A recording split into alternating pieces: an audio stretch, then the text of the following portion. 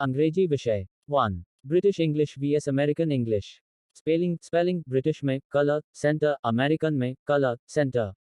उच्चारण pronunciation schedule का उच्चारण ब्रिटिश में शेड्यूल और अमेरिकन में स्केड्यूल होता है।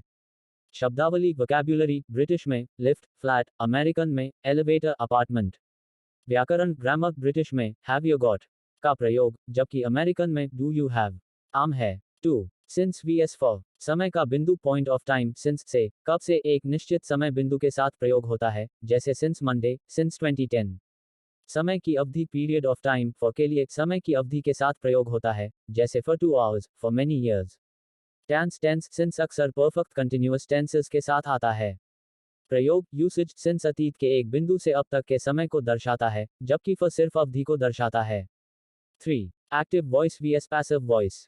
कर्ता की भूमिका रोल ऑफ सब्जेक्ट, एक्टिव में कर्ता सब्जेक्ट कार्य करता है, पैसिव में कर्ता कार्य का लक्ष्य रिसीवर होता है।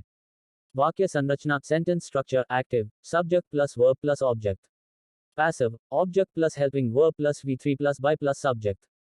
फोकस एक्टिव वॉइस कर्ता पर फोकस करती है, पैसिव वॉइस कार्य पर फोकस करती है।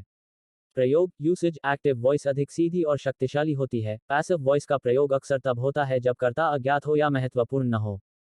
4. Direct speech vs indirect speech. उद्धरण चिन्ह क्वोटेशन मार्क्स डायरेक्ट स्पीच में कथन को इन्वर्टेड कॉमर्स में लिखा जाता है, इनडायरेक्ट स्पीच में नहीं। सर्वनाम परिवर्तन प्रोनाउन चेंज इनडायरेक्ट स्पीच में सर्वनाम आई, वी, यू आदि बदल जाते हैं। टेंस परिवर्तन टेंस चेंज रिपोर्टिंग वर्ब के पास्ट टेंस होने पर इनडायरेक्ट स्पीच में टेंस बदल जाता है, जैसे present simple to past simple. समय और स्थान के शब्द time and place words indirect speech में समय और स्थान के शब्द बदल जाते हैं, जैसे now to then, here to there, today to that day. 5. Simple present vs present continuous. उपयोग यूसेज सिंपल प्रेजेंट आदत सत्य या नियमित क्रिया के लिए, प्रेजेंट कंटिन्यूअस अभी चल रहे कार्य या अस्थायी स्थिति के लिए। क्रिया रूप verb form simple present V1SS with third person present continuous is am are plus V plus ing। समय सूचक शब्द time indicators simple present always often usually every day, present continuous now at the moment currently.